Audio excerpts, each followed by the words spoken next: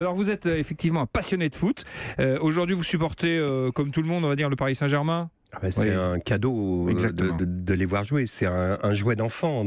On est comme des mômes. On est comme des mômes, c'est vrai. Mais votre équipe de cœur, c'est donc l'AS Monaco. Et d'ailleurs, en 62, vous avez écrit une lettre au général de Gaulle concernant l'AS Monaco, c'est vrai ? Oui, parce qu'à l'époque, donc j'avais 12 ans, à l'époque, il y avait eu des tensions, ça fait guerre d'opérette, mais entre la France et Monaco.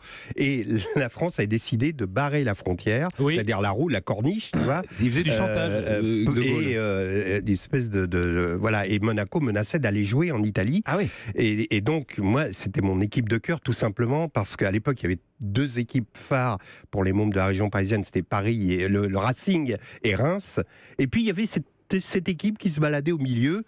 Ça vous a bien C'était plu. Monaco. Ouais. Non, ça m'allait parce qu'il y avait un ailier gauche qui s'appelait Carlier, et je disais à tout le monde, comme les mecs connaissaient Reims, connaissaient le Racing, mais connaissaient pas bien Monaco, que c'était mon oncle. Bert Carlier. Bert Carlier, c'était un Hollandais, la machine à centrer monégasque. Non, mais c'était une équipe magnifique, et j'avais une idole qui s'appelait Théo, qui est un numéro 10, un gaucher lymphatique comme Ozim, tu vois, ces gauchers lents comme ça, qui sont très beaux à voir jouer. Evra, par exemple. Voilà. Très beau gaucher. Dans un autre style.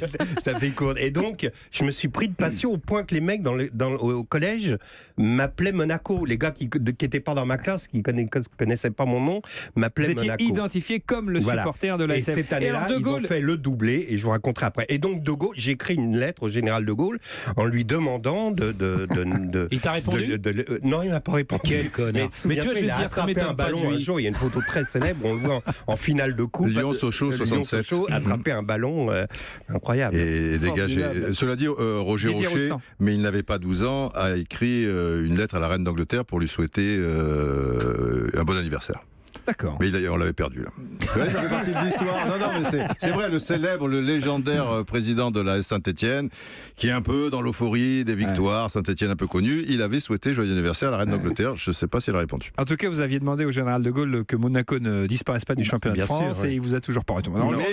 Oui, mais visiblement, il vous a écouté. Dans la négociation, il n'a pas réussi à faire en sorte qu'il fasse payer les impôts des joueurs qui sont là-bas. C'est juste.